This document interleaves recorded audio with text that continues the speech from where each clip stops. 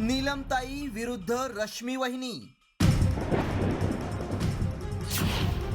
मर्सिडीजचे आरोप, रश्मी ठाकरे ऍक्शन मोडवर.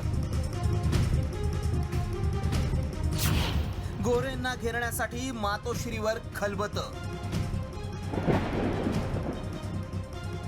2 मर्सिडीज द्या आणि पद घ्या असा आरोप मातोश्रीवर करणाऱ्या नीलम गोरेंच्या विरोधात थेट रश्मी वहिनीच मैदानात उतरलेत. त्यांनी ठाकरे गटाची महिला आघाडी ऍक्टिव्ह करत मुंबई आणि पुण्यातील महिला पदाधिकाऱ्यांची मातोश्रीवर बैठक घेतली आहे. या बैठकीत नीलम गोरेंच्या विरोधात रणनीती आखल्याची माहिती सूत्रांनी दिली आहे आणि याचाच भाग म्हणून सुषमा अंधारे आक्रमक झाल्यात. त्यामुळेच गोरेंनी माफी मागितली तरी त्यांची आता सुटका नाही असा इशाराच अंधारेंनी गोरेंना दिलाय.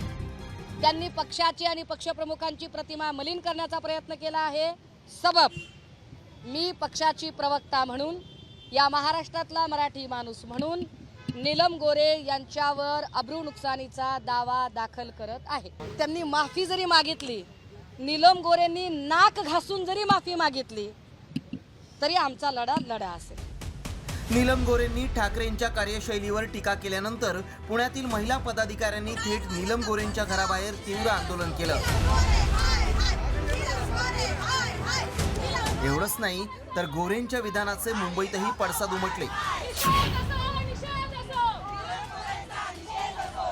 मुंबईतील ठाकरे गटाच्या महिला पदाधिकाऱ्यांनी मंत्रालयासमोरच्या गोरेंच्या शासकीय निवासस्थानाबाहेर आंदोलन करत निषेध व्यक्त केलाय. हे असं असलं तरी रश्मी ठाकरेंनी घेतलेली बैठक ही गोरेंच्या विधानाबाबत नसल्याचं स्पष्टीकरण ठाकरे गटानं दिलंय. अजिबात नाही.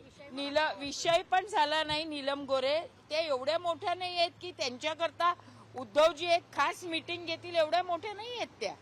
त्यांना जे काही मोठे पण दिलंय ना ते उद्धव बाळासाहेब ठाकरे संघटनेने दिलेलं मोठेपण आहे.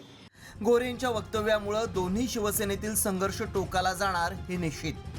मात्र गोरेंच्या वक्तव्यानंतर ऍक्टिव्ह मोडवर आलेल्या रश्मी ठाकरे आगामी काळात शिंदे गटाविरुद्ध आणखी आक्रमक होणार की गोरेंचा मुद्दा मागे पडल्यानंतर पुन्हा कोशात जाणार हे पाहणं महत्त्वाचं ठरणार आहे. ब्युरो रिपोर्ट, साम टीव्ही न्यूज.